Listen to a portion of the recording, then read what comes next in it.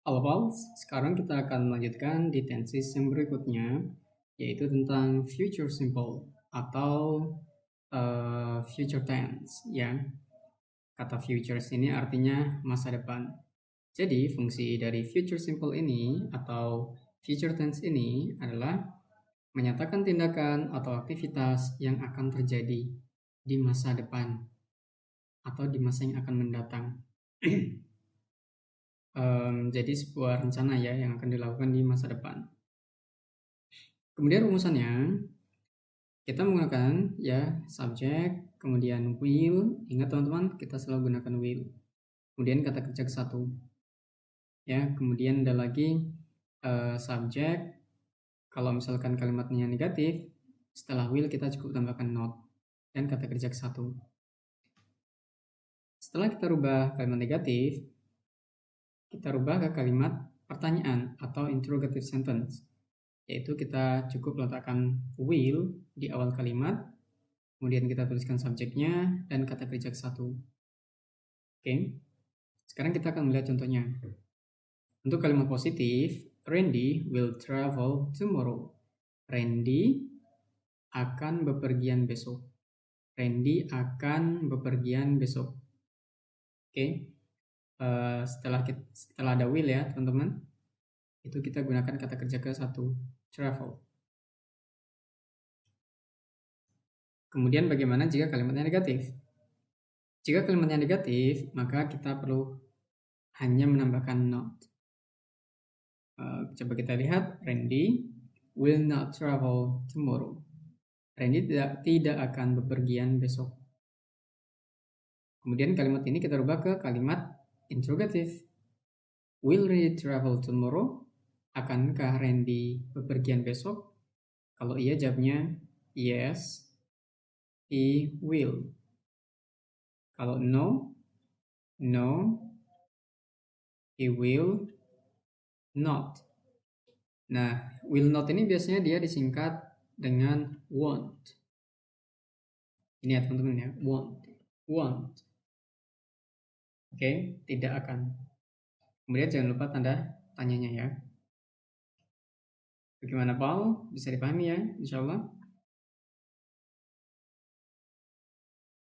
Nah, di dalam future tense ini, selain menggunakan will, kita juga bisa menggunakan be, going to plus verb one. Be-nya itu adalah to be, is, am, are. Oke. Kemudian going to. Dan verb one, kata kerja satu. Going to ini adalah rumus permanennya. Kita lihat contohnya. I'm going to finish my homework after school. Saya akan menyelesaikan tugas saya setelah pulang sekolah. Ya, I'm going to finish. Ini to be-nya. Going to finish kata kerja satu. My homework after school. Kemudian kalimat ini kita rubah ke dalam kalimat negatif. I'm not going to finish my homework after school. Saya tidak akan menyelesaikan tugas saya setelah pulang sekolah. Kita cukup tambahkan not di antara to be dan going to-nya. Am I going to finish my homework after school? Kemudian bagaimana kalimat interrogatifnya atau kalimat pertanyaannya? Am I going to finish my homework after school? Apakah saya akan menyelesaikan tugasnya setelah pulang sekolah? Kalau iya jawabannya yes, I am. Kalau enggak ya no, I'm not. Nah, bedanya apa sih teman-teman?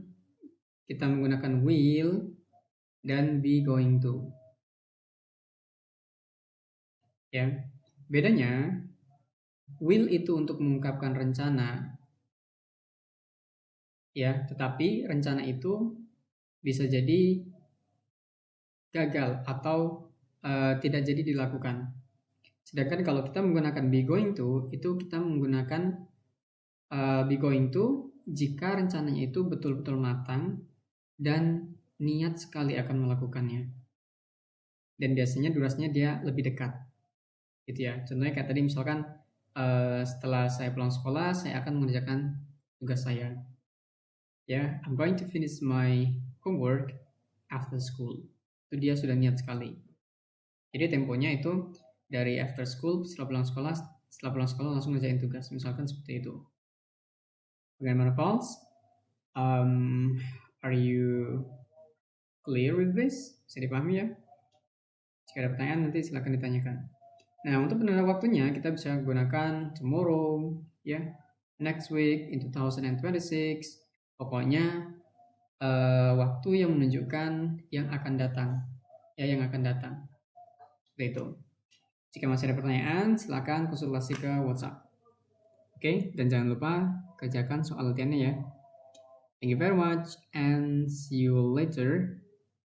Sampai jumpa di tensis berikutnya.